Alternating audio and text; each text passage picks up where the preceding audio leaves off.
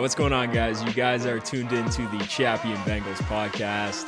It is Friday, February 21st. We're going to be talking something a little different today. If you haven't noticed, Chappy over here has got a little bit of a different setup behind him. I think we're all jazzed up about that hockey game last night. Preliminarily, Chappy, he's been firing up some Canadian music pregame here. Just going down an absolute wormhole. Oh, yeah. Chappy, jump in here, buddy. Yeah, we've just been rocking here. I'm so fired up. Patriotism to the fucking nth degree. Oh, my God. Yesterday, that number one, fucking greatest hockey game I've ever watched. I had the worst fucking day leading into what I thought was going to be the worst night of missed opportunity in my life. Yeah, that was wild. Ended up in a fucking restaurant bar after a flat tire just to watch this game and unfold, and fucking incredible. Listen, what a in game. Canada, it's you do whatever the fuck it takes to find the television and watch the hockey game. Yeah. And I'm Chappy surfing did the that. net. I'm trying to find fucking sites I can stream this shit on. I'm going, oh crap, I'm gonna have to buy a service here. And then I'm just like this little like a fucking aura of light around this restaurant, and I'm like, oh my God, I'm just going there. I'm just gonna go there right now. Yeah, and sit if at you the guys bar. live in Canada right now, I'm sure you're with us here on the weather and the snow. Not a good time to have a flat tire out there, that's for sure. So the fucking worst, man. but you made it in for game time. That's all that matters. That's it. I think eventful is probably the least you could say about that game last night, and nothing fires up the Canadians more than big game hockey, Team Canada against the USA. Yep. And I mean, you know what the funny thing is? It didn't really fucking mean anything. Yeah, that's the best part. It didn't mean anything, but it meant so much. Everything. Yeah. And we got a lot to kind of unpack here. I took a bunch of notes because I was watching. I really couldn't believe my eyes. It was some of the best hockey you've ever seen, and it was essentially this was our All-Star break. And that does, the All-Star break. We'll get into that about what this tournament probably has done to the landscape of not just NHL All-Star games going forward, but potentially all other major sports, because every single one of them were taking note, going, oh shit, there might be something here to get into it. And the fact that it was done in the middle of the season, and it was all pride. You got to think about the businesses that run behind these teams, the contracts, the injury concerns, stuff like that. These guys, that's part of the reason these All-Star games have just become a show, is because they're concerned that if they go out and they do their thing and they get hurt, then that's going to be a problem for the rest of the season. You would never want a guy going out there getting hurt in a nothing meaningless game and then ruining your season for what it could be. And the fact that these guys went out there and just fucking played as hard as they did, I have the utmost respect for competitiveness with what we saw last night, what we saw that even the game before that, kind of leading into it, these guys just had so much pride to go out and respect their flags, their countries, and the people that are living in those countries, and what it meant to them. And that's just incredible. It was the most incredible game of hockey I've ever watched. Yeah, and I've seen some shit. 2010 Olympics, that was also incredible. Oh, hell yeah. And this, again, that's an Olympic medal. Yeah. This was that hockey for an all-star festivity, if you really want to call it what it is. Nothing I could say equates to how I feel about this. This is fucking awesome. Yeah. I keep seeing that, I wouldn't call it a meme, whatever it is, but the picture of Homer Simpson as a kid watching Team Canada, where it's Crosby gets the golden goal, and then now it's Homer as an adult watching McDavid get this goal, and just the nostalgia of that feeling and bringing that back. I had a flashback in that moment when he passes around the puck and Marner's in the corner, and if you remember that goal as a Canadian, and you should, because everyone does. You should know exactly where you were. And exactly what that, and I do, and I recall that. Yeah. And Iginla chips it out, boom, Crosby, golden goal. And just how that play unfolded, I'm going, oh my God, Marner, McDavid, holy fuck. And then we're there. And I'm like, this is so in sync with what happened in 2010. And it was the exact same. It was just phenomenal. Like, what a goal, what a shot. Like, overtime, the shot, the quickness, 2-2 game. Overtime. It was everything you wanted. It was crazy. That's everything you want from a sports game. And like we said, like that was just essentially an all-star filler to try and get, something going here, because all these all-star games have been failing, and man, did the NHL really do that well. And it's like you said, it's the pride, it's everything associated with it. And we could talk about the whole tangent that PK Subban went on and how we equated that to basketball and the difference between the two sports. And that's what it comes down to, man. You slap your team country on your jersey there, and then all of a sudden you're playing for a little bit more than, just a hockey game. Now it's pride. It's where these guys grew up, especially with everything going on between Canada, U.S., and all that. Mm-hmm. But to come out in that first game and three guys, one after the other, everybody dropping mitts, like, what the fuck? I couldn't believe it. I honestly couldn't believe it. It was I was like, you don't even see this in regular season play, let alone this shit. There's so much, I don't want to say necessarily bad blood, but just an over and abundance of pride. Like, I think all these guys respect competitively what each other can do.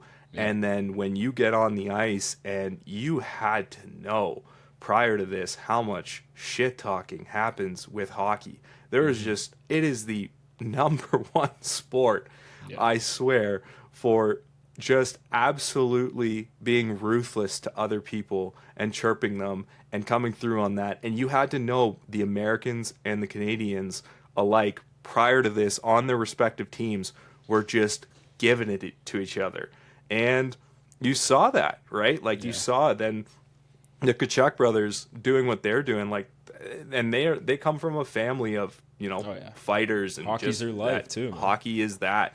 And I love that. I love that they came out and they represented like that was going to be something that they did. I know that fired up the Canadian players. Marchand, even after the fact, was like, better pipe it next time, because you woke the beast and you woke the dogs up in every one of the Canadian players, and that happens, and that's competitive.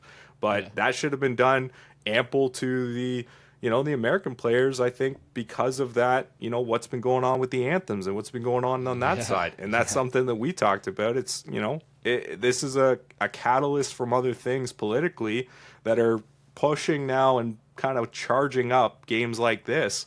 And the American players represented on that front. And that's a respect thing. Respect the shit out of that. You gotta step up for your pride and your country. So I loved it. I thought it was amazing what they did. I thought it was amazing the response the Canadian guys took.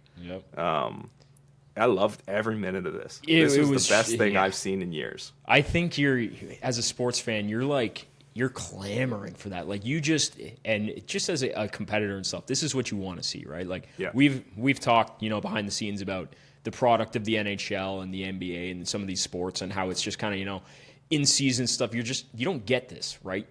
Even when it comes down to like playoff hockey, it's great. You love playoff hockey, but nothing matches international play when it comes to the NHL. Like, that product is just unmatched. The pride, the passion these guys played with, you saw it there. And just to see everybody from like the U.S. too, and on social media, and just getting hyped for such a nothing game was fucking incredible to see, man. You couldn't even put that into words. And there's so many pieces to kind of touch on this as we dive into it, because it was just crazy watching these Olympic rosters and kind of comparing them and going through it and seeing how it all played out.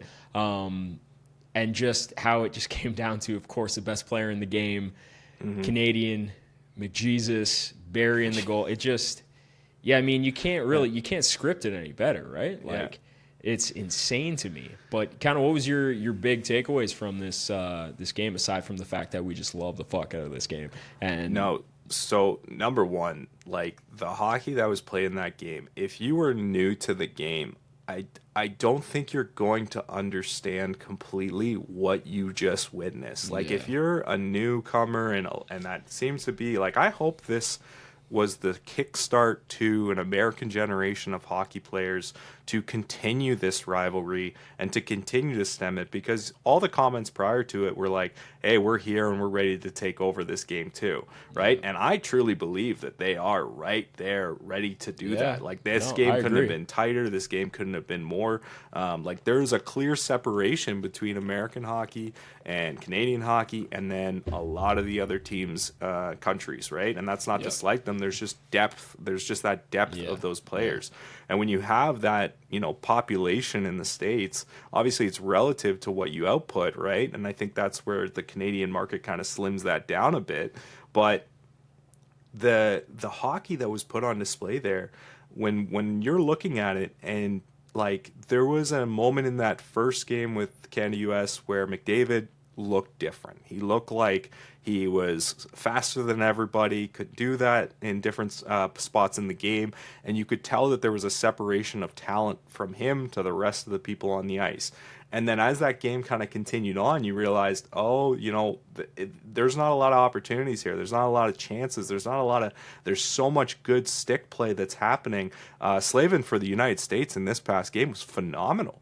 Like, the stick work he was one of the guys I made a was note incredible. To put that in perspective, to have the awareness and the stick work to stop pucks, stop passes, stop shots in the way that he was doing throughout the game, and not only him but a lot of these players, it does just like, it showcases how talented these guys are to disrupt plays, to get in the way of things, and that's why specifically these guys were picked to play on these teams. It wasn't just an overabundance of, hey, this is our best offensive talent, this is our best, defensive player or goalie. These guys were picked because of these, their pedigrees, their moments, and stuff like that, where you see this, Slavin is a good defenseman. He's not this offensive juggernaut, but he's a great defenseman. He's a great all-around defenseman. And these guys don't let pucks get in the net. They don't let anything happen. It's wild. So that was my biggest takeaway, is just how tight the games were and how solid the hockey was. And if you're new to the game, you're just like, wow, these guys are playing really great. No, they're playing exceptionally well. Yeah. There's not even a gap on the ice here to play through. Yeah, it was truly incredible. I mean, you're talking about the Americans kind of catching up here, and that's what I was evaluating when I was looking at these rosters, and I was just like, holy fuck! Like, the U.S. from top to bottom, first line to fourth line, and they had talent everywhere. And then you looked at the Canada side, it's like, fuck, like last line. And I'm a Tampa guy. Like, I love Cirelli, love Hagel, but we didn't have the talent like they did across the board. But we have the best player in the world, right? Like, that's a difference. Tiers. Yeah, and we have like the decorated guys like Sidney Crosby. Like, we have winners and we have guys that have done it, and we have those players. But the talent on the States, it was incredible. But we had the guys that showed up, like Binnington in the last 2 periods there, absolutely incredible. Incredible. Unbelievable. The amount of times if I heard anything about Binnington, if we had lost that game and I heard anything about Binnington being the reason we lost, I would punch that person in the face.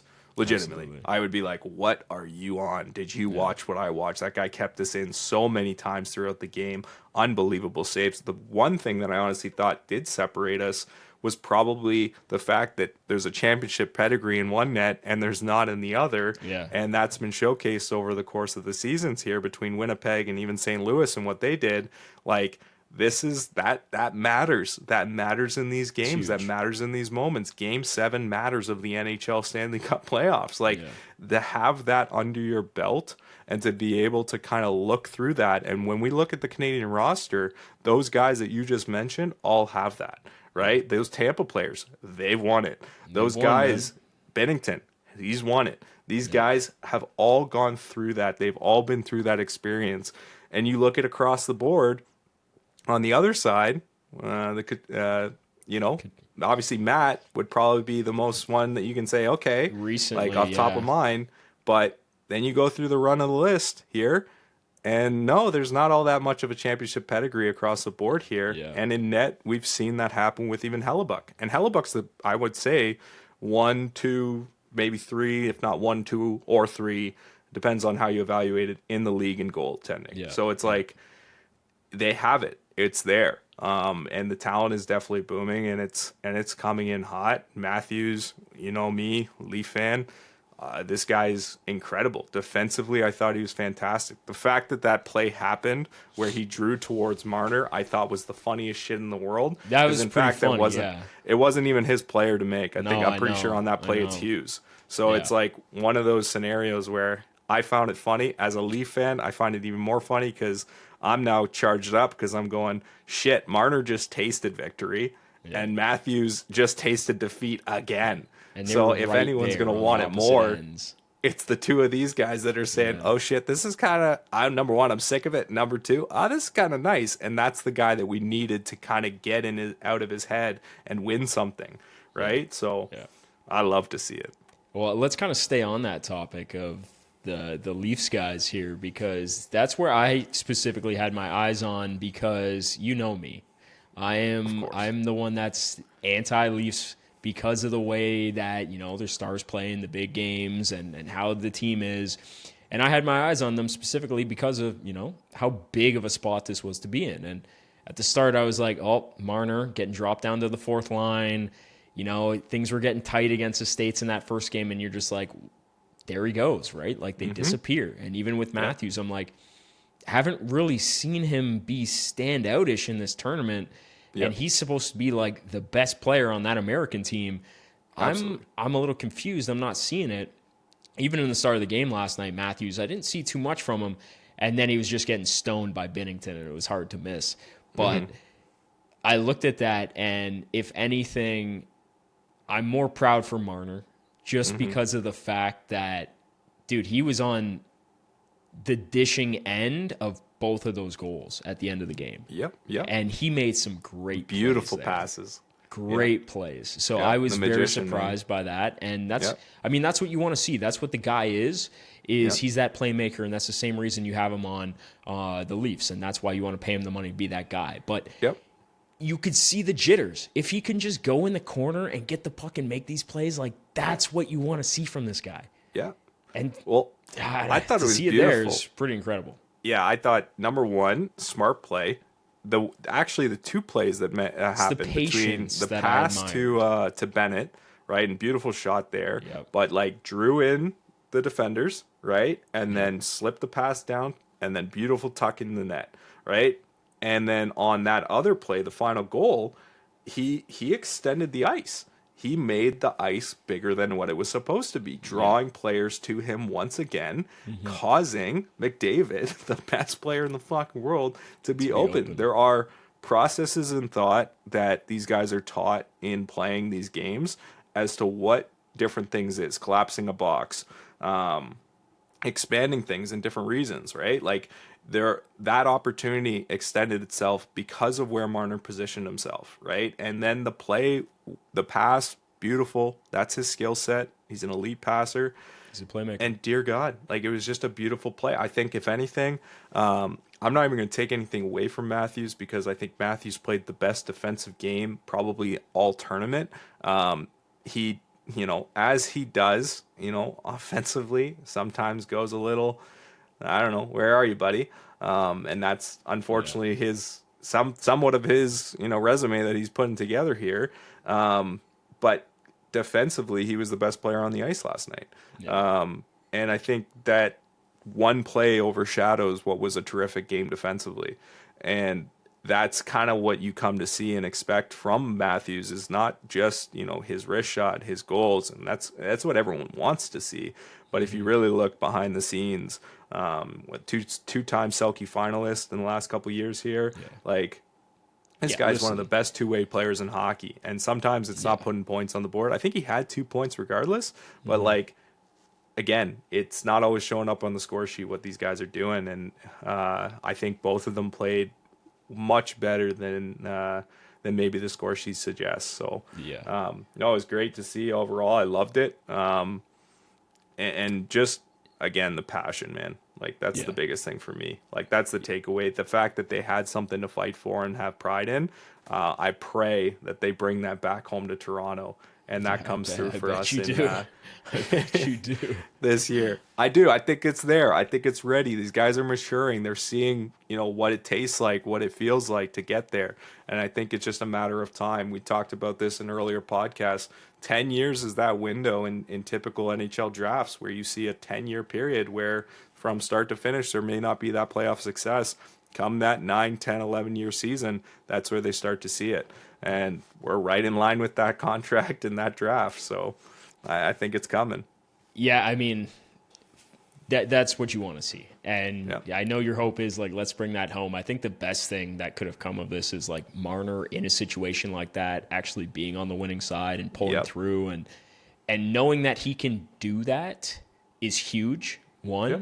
And then bring that into play. Yes, exactly. Like getting bumped onto that top line there at the end. Big move by Cooper to get him up there. And it worked out because I was watching that the entire game there. Canada could just not get anything going offensively. They could not settle into the offensive zone. The U.S. had a great time settling in, getting shots in there, scoring chances. Canada could never set up shop. And I'm like, it's line change after line change, and you're like waiting for something to come of this. The most I saw was it was Makar, it was McKinnon. They were the guys that really kind of kept them in there. And, man, I don't think we appreciate watching those guys enough because they play on the West Coast. We don't. Holy fuck, they are incredible players.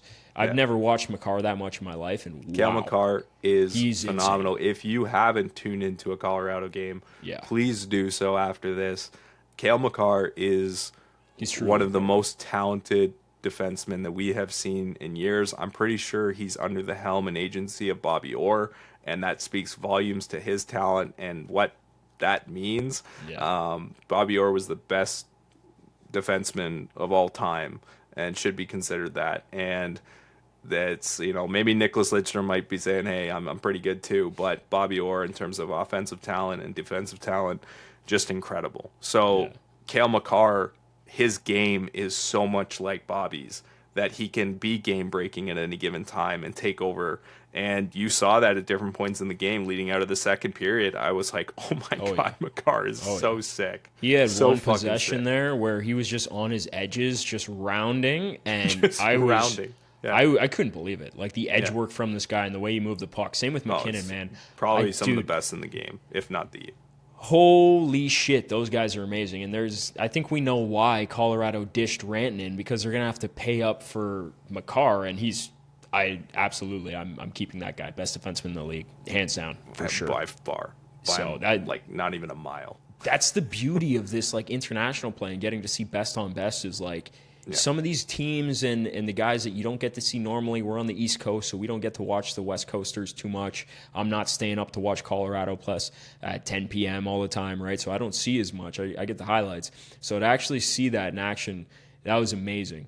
And it was cool. But Canada definitely had some of the best players, just lacked a little bit more on the depth side of things. Oh, yeah. And just an amazing sight to see. But aside from that, American side, I mean, how cool was it watching the Tkachuk brothers go at it and seeing the passion from their side, too? Awesome. Pretty fucking cool. Pretty cool.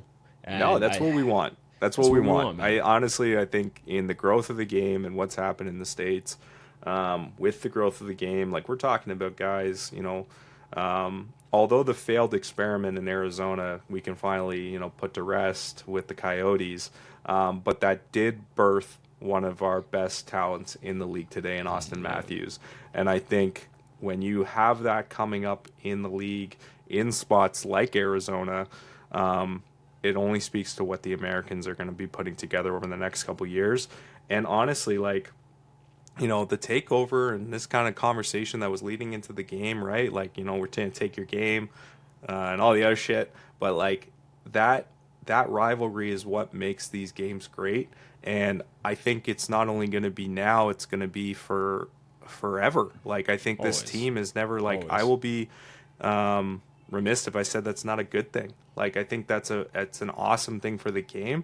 And I want to see that. I want to see these tight games. I want to see these competitive games where you're like, holy shit, the best players on the ice are on their team, and I'm nervous every single time that they touch the puck. Yeah. And that's, I'm sure that's what they were thinking. Fuck, McDavid. Oh, shit, McKinnon. Oh, God, Crosby. Like, these guys are just another tier. But they're starting to get guys like that with Matthews and Jack Hughes, and just they're putting that together. Quinn Hughes didn't even play in this tournament, and that's a massive thing, I know. right? So like, you just got to look at it from a whole perspective, and also just respect what's being put together with American hockey and their program. Yeah. I think it's fucking awesome. It's starting to shift the tide, right? Like, the OHL and the Ontario Hockey League, where a lot of these guys came from overseas and even up from the States to play, right? All your guys, your big American players played in the Ontario Hockey League. And that's starting to shift to the NCAA. Right, you're starting to see more players get drafted out of the first round from the NCAA. That never used to happen. So it's a massive tide, and it's a massive change in the game. And honestly, I think it's an awesome one, and I just want to see it continue to grow. Having that education get brought into it, and what that means as well. I think it's only good for the game. It's good for the sport. So love to see it overall. And honestly, great tournament to the American players. Would love to see it. Yeah, it was awesome, man. Hats off to the players. Like, going back to the whole PK Subban comments and stuff, like, this is what you want to see, man. He's talking about, like, hockey fans, and these are blue-collared guys that pay a premium to go watch and support these teams and show out. They expect a good product, and they expect pride out there. And that's what you fucking got from these guys last night. And that is everything you want in sports, and I'm glad that the NHL put that clinic on for everybody else. Yep. And like me and you were saying, man, I don't think we've ever agreed with PK Subban ever before, but Not what once he said in my life. If you guys haven't checked out his interview, I think you did a couple there. But you could hear it in his voice too, man. He was very passionate about what he was saying. But that's what we want, man. That's what we want. We want players to go out there and show for the fans. It's definitely Kevin Durant made some comments. He got a little bit of slack for it, and rightfully so, but that's also just Kevin Durant's personality. Yeah. Doesn't really give a fuck. He's going to say what's on his mind. Some comments were like, hey, maybe you should, put a little bit more effort like these hockey players. He's like, well, if, you want to go see that, maybe just go see hockey. Literally admitting that was the case amongst the NBA players, which is what a wild take. It's pretty sad. But I think what it says to, if you're an NBA fan, I've been an NBA fan, right? I've watched Kobe play through a torn Achilles. I've watched, different highlights now, not in the time that we were growing up, but MJ in the flu game. We would have been real young for that. But that's these types of games, these types of character where you grow up and you went to those games and you knew these guys were going to be battling through things. Dirk went through that as well in the series with, that's the end of a generation of players. Carmelo had situations like that. These guys are no longer, like, LeBron is probably the last of this kind of generation of players that, and his career has been incredible for longevity, and coming to see him play. He's an Iron Man of Ironmans in any sport, and you can totally say that. There's a reason that his name is first across all of those categories in the offensive stats in the NBA. But those games, that flu game with Michael, that torn Achilles with Kobe, and playing through that stuff, that's what people resonated with. And as Subban said, it's real. And so when you stop having those types of moments, those types of memories, those types of games that you can say, wow, not only did we win, but do you remember that MJ played through this? Yeah. That's what feels real to the fan, and the fan can literally say, holy shit, my passion matches his passion, right, for winning and wanting to have this happen for our team. And when you look at the NBA today, I can honestly say that I don't think that's ever going to happen again. Yeah, I just don't look at those players the same. Nikola Jokic might do it. He might be the only one, because I don't think anything can hurt that guy. But, like, other than him, the problem with there's him just no passion. He doesn't even give a fuck. The guy And he won doesn't the give a NBA fuck. title, and he's just like, I'm cool. Like, I'm just gonna When's go the parade? home and, No, that's gonna fuck with my plans. Yeah, like, you know what I mean? Like, it's just the sport is going through an identity. I don't know if it's just crisis. gone so much to the I want to say not privilege of the money that these guys are earning now, and the way that the former guys that I just mentioned paved the way for those contracts to exist. Yeah. And now it's kind of like, hey, like Joel Embiid hasn't played a game, and like these types of players that are just milking these massive contracts for what they are, and they're never going to play through these injuries. They're just going to, oh, I'm game managed. This is my game management. Meanwhile, you got guys who are literally not even on half of their fucking foot playing through games and scoring 38 points. Like, you got to come through on this shit at some point and realize, maybe this NBA is part of the problem with how they're treating their players, how these managers are giving these contracts for shit like this. Yep. So it's like, at what point do you want to kind of reflect on what's happening within these organizations? And maybe management teams collectively just say, no, we're not going to pay for this shit if you're not going to play 65 games. Yeah. Simple as that. See, the thing with basketball I look at is like, I think with everything that has kind of shifted to and how like the rotation of players to teams and this and that, I think you lose out on like the draft, develop, you come up together, you build that locker room, like the essence of the sport where it came from. It's just, now it's like, let's just get a piece from here. And like, then this guy's gone. And then there's so much rotation in basketball, at least with hockey and the NFL, you get more of that. You develop together, you grow, your team becomes something. And that's really, to me, what sports are about. We talked about hockey and like the locker room. And I think Cooper saying like how this team, it's the closest he's ever seen a team get in such a short time. Yeah. I just don't. That shit doesn't exist in basketball nowadays. I find it's just not in the product. There is like, and we've talked to this, right? The Luka trade was crazy. Like there is going to be an element of like business first, and we saw that with Kawhi and DeRozan. Like there are situations in the league where it's like, hey, the team is going to put together what the team believes is their best opportunity for win. We're seeing that now with San Antonio. They're going after guys like De'Aaron Fox. Like there's situations like this where they build the team and they try to win in a short period of time and they try to go for it, right? But what we saw with the Warriors, which were a dynasty, right, of sorts, like when they went on their run, you can honestly say that team was built, right? Klay Thompson, Draymond Green, these guys, Steph Curry, obviously a big part of that conversation. But then, they went out and got Kevin Durant because, that was just something you could do. But so lo and behold, it worked, right? So that depth that you're talking about was already there. It existed. And they were already the Splash Brothers, and they were already doing their thing. They were already winning championships before KD got there. So it's not necessarily, but now you had LeBron shift from Cleveland to Miami and build, not 1, not 2, not 3, not 4, all that bullshit. And you end up winning 2, and then you fucked off again.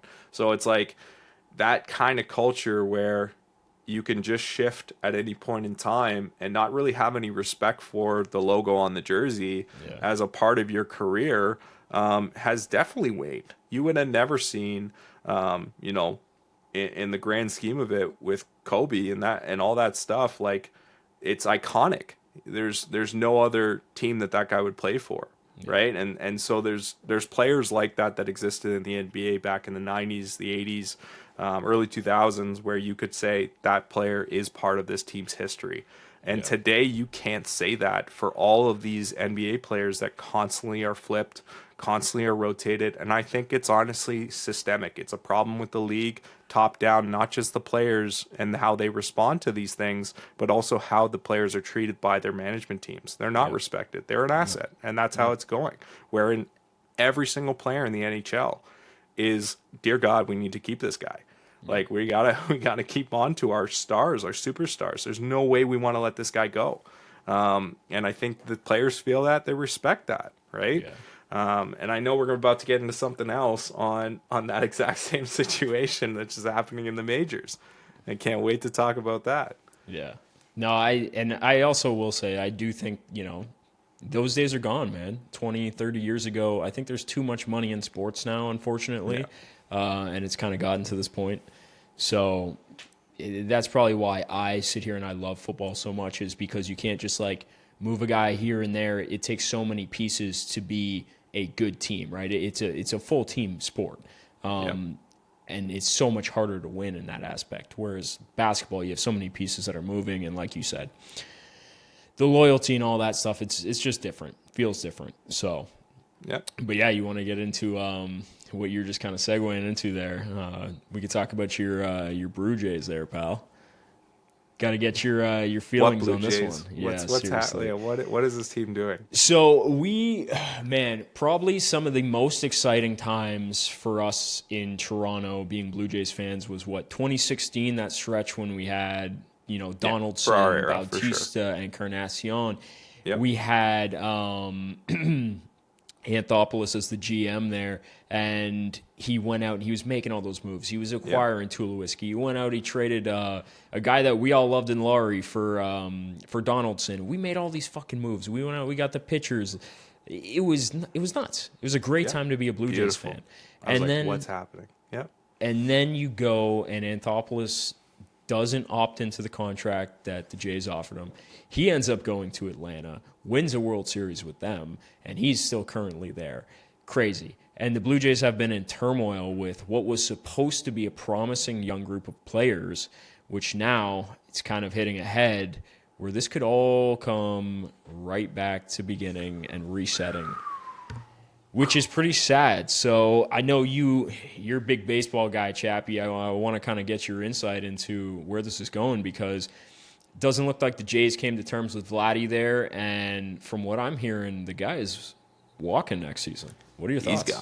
He's gone. Is this for sure?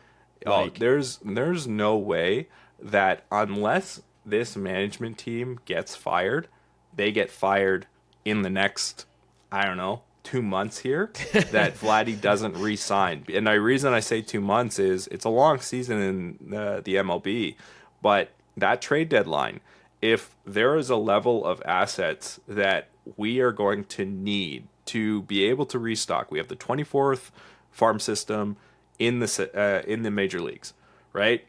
If you don't get anything for Vladdy and you let this guy walk, you are the most incompetent fucking team ever to exist in Toronto as a management. I was trying to go through, I'm like, all the years of what we watch as sports, who are the worst fucking managers? And how has this gotten to this point?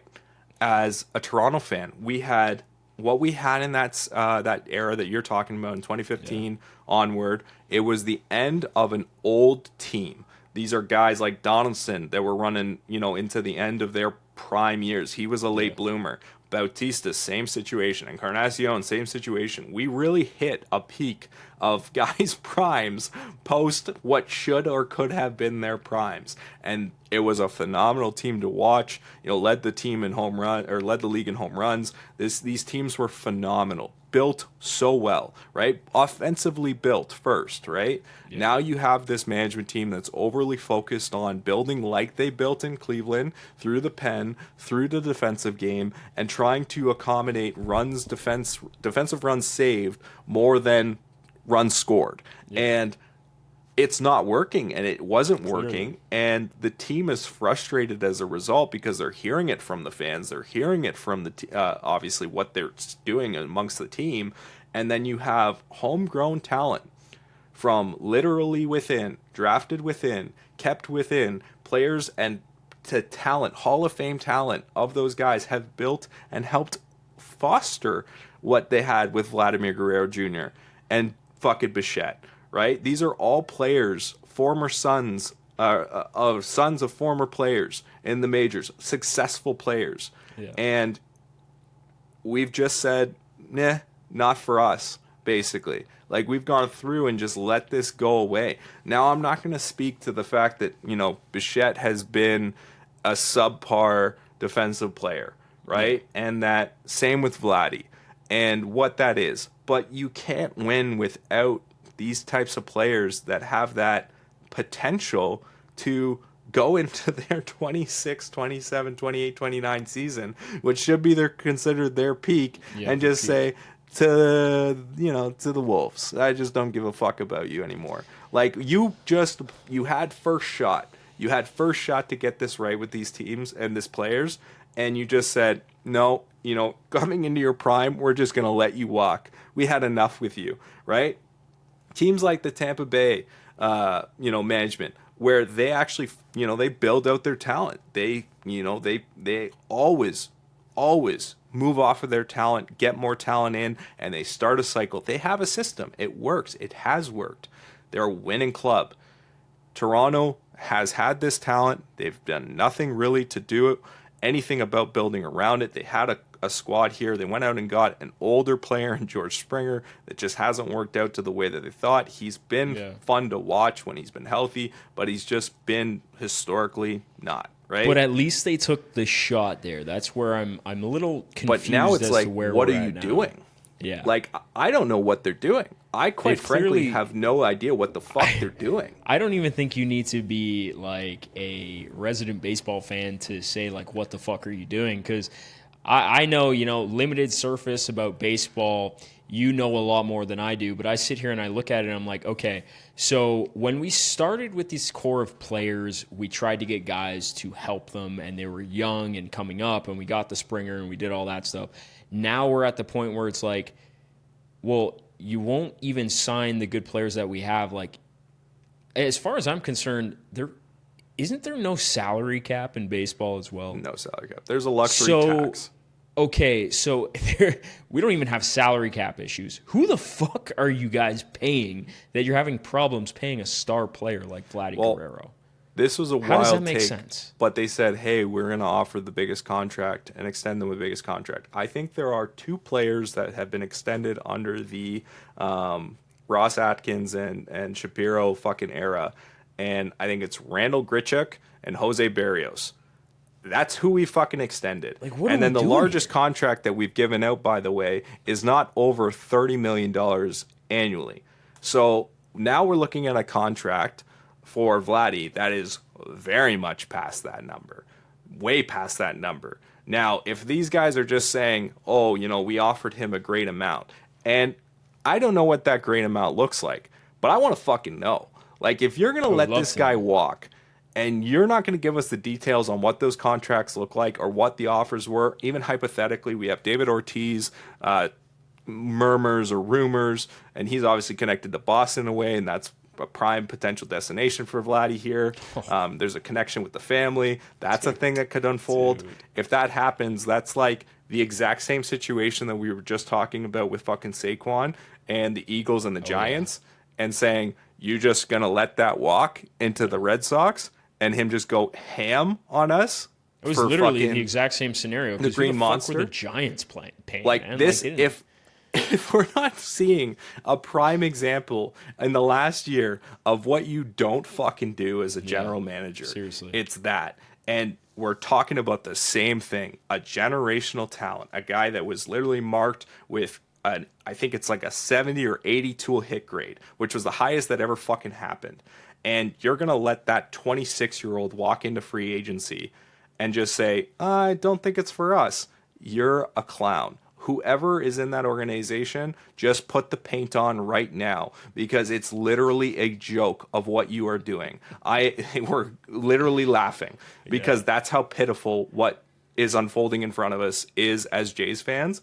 And to Rogers, if this continues, I don't think any of those renovations that you just did to the Rogers Center, sell the fucking stadium. Yeah, again, no shot. Because at this point, no one's going to fill your fucking seats, because you have just put out the best talent that we've seen generationally to the fucking to the rest of the league, and he's gone. So it's like, I don't understand what even thought process. And you did we're nothing going to through. replace it. You did nothing to like if you had a plan alternatively to replace that with talent of some kind, by all means. But you have a couple players here that have talent, and not to mention you've had problems pulling in big free agents already. Who the fuck are you signing? Who are you holding out on here? Because the market is the market, and you got access to nobody else. One, you didn't get that done. That didn't happen. Shohei, plane's that was a joke. not here, right? Plane is not here. Didn't fucking come. So now what, like, if you were going to say, hey, these were our guys, and maybe that was your, your need to then sign Vladdy, okay, well, you fell short. So when I say that you fall short there, if Rogers doesn't see that you've fallen short everywhere and they extend you guys or do whatever the fuck it is into this, like, this cannot continue to happen. You either, if you don't get anything for Vladdy at the deadline, because I'm already on that train. There's no fucking shot that he comes back at this point. He said and imposed a deadline, and we just said, nah, not that important, right? That's the message that it sends to him. So unless you come back with a number that is equal to what is anticipated in this free agency for him to get, then you have completely lost that asset. So, and I don't envision, like, it's not an Aroldis Chapman situation in 2016 when he went to the Cubs and then came back and signed with the Yankees through a trade. And the Yankees ended up getting Gleyber Torres and a bunch of guys like that. That's not something that is going to happen in Toronto here. So he said that he wants it. I don't know if that's true. I don't know what the situation is with Vladdy's camp. But what I'm seeing live and real in front of me is that we fucked up. That's the facts of the case. That's the reality. Now we're going to have to play with this guy on our team with no extension looming, knowing that he's going to go into the offseason and test free agency. Yeah. And there's no shot that makes it past the trade deadline in the MLB. Like, there's no shot. And if they don't get anything for him, the entire fan base is just going to erupt. Oh, and like we already are. We don't know what the fuck's going on. Yeah, man, and you know what? I've seen my fair share of incompetent organizations. As you guys know, I'm a Bengals fan. I'm going through my own turmoil this offseason, and I can safely say even my organization is looking to make moves right now to sign some of the best talent that they have because the fan base is losing their fucking mind over the lack of support. But, dude, if the Blue Jays fumble this one, I promise you I will not be going to watch a fucking game because I don't even know who I'm going to be watching, man. Yeah. So it's we have so many examples of management teams that have done this recently and been absolutely scalded, right? Between the Giants, between the fucking Dallas Mavericks. Like, these are situations where you just hand off a generational talent before that comes to be, before that talent really, and in Luka's case, it was there. With Saquon, it was there, but it was just marred in injuries, right? And then, boom, what are we going to expect from Luka over the next 10 years? I don't know, but he's going to think about that day for the rest of his life, and he's going to play it to it. And, hey, I don't know. Like, Saquon already showcased what he's going to do. So it's crazy to just say, I have this in my back pocket, and I'm not going to pay it. And if the contract is what they say it could be, which is like, we're talking Aaron Judge. Aaron Judge went on and got a huge contract. It was like $336 million, right? And Bryce Harper, even at that time with the Phillies, he went through a huge, contract with the Nationals, ended up going to the Phillies. He made good money. That's the type of player that we're talking about. And the offensive gifted nature. Vladdy, again, had one of the greatest hit tools that ever came out of a prospect. Yeah. And he showcased it, and it's been there. And he's shown the power. He's shown the MVP potential. And he's not yet gone into his peak seasons. Yeah. And you can't let that walk. And the fact that we are, I got nothing for it. Yeah, I don't think the problem is these players. I think it's the supporting cast that's been lacking here. And there's been like last season, just they did nothing to make that team better. Yeah. And guys just walked. Like you've had guys walk, and they haven't done anything to pull anybody in. They've made no effort this offseason. The season's like starting. Like we're right on the cusp of MLB season here, and the Jays haven't done anything, and now it's just this turmoil with this. So this is going to be an interesting segue. I feel like the Jays were making good attempts to try and pull in talent like Santander, Hoffman. Those are good signings. Those are good players to have on your team. But they're not going to be the game changers that you want to take over the AL East with what it is. So it's kind of like you're not really putting yourself in a position to win more games from those moves. Not many more. This is one of the worst records in the MLB. So it's like, what are we doing here if not really just alienating not only our fan base, but alienating our entire team and the players that are playing for them? Yeah. Like, I just don't get it. It's not for a lack of money in terms of Rogers. No, over here, fucking empire down here. No, seriously, like I don't understand that on one thing, it's one of the richest franchises in terms of available money in the league. A lot of that's going on in the MLB, considering what the Dodgers have done with deferred contracts. And there are few owners in the MLB that actually have that available money to put towards things like this, and will invest in that. And Rogers is one of those owners in the league. So it's just wild. Like, it's just sad to see. Like, you were offering 700 some odd million for Shohei. You were offering the same amount for Juan Soto, reportedly, right? And maybe we weren't even in the talks, but it sounded like it was. Now it's just starting to play the fiddle, where it's like, we're never going to be in that ballpark to sign something like this if you don't go out and even sign your own guy to a deal like that. Yeah. Like, what are you waiting for? Yeah. I don't see how this management isn't out after this year, especially if they whiff on some of this shit. Like, this is incredible. I don't even know how you let this happen, but this has been good show, turning the dial here on some sports, talking a little bit of baseball, talking Four Nations. We got the NHL going on here. We got, I think the first half of the NHL and the NBA season is a little bit of a little bit of fluff. We're getting to the good stuff here. We're on the back end stretch here of these, so we're going to be talking a little bit more of that, not only because football is over, but this is where it starts to get a little bit more exciting. We can talk hockey, we can talk baseball, all that good stuff. So I think that's a wrap on today's talk, but we touched on some good stuff. What a show. What a show. What a show. I think Jeff's last night and tonight, baby. Let's go. Jeff's going to shut the podcast off and go sing "Oh Canada" in the shower tonight. Oh, so. Trust me. One of my buddies in the chat was like, I was singing "Oh Canada" in the fucking group chat here. And he's like, wow, look at this guy. And I was like, yeah, man, that's what it's about. That's what we're here for. The pride has been showing country, today, baby. for sure. But, I mean, fuck. We just love sports. It is Woo, what it is. Let's fucking go. That's what it's about. So I love it. We appreciate you guys tuning into the episode. We're going to be talking more about these sports along the line. Still got football, the offseason, all that good stuff. Sorry about being away for the last week. Caught a little bit of a sickness bug. We got to get the frequency going for you guys. Keep up to date. But appreciate you guys tuning in. We'll catch you guys on the next one. This is the Chappy and Bengals Podcast. Catch you guys later. Easy.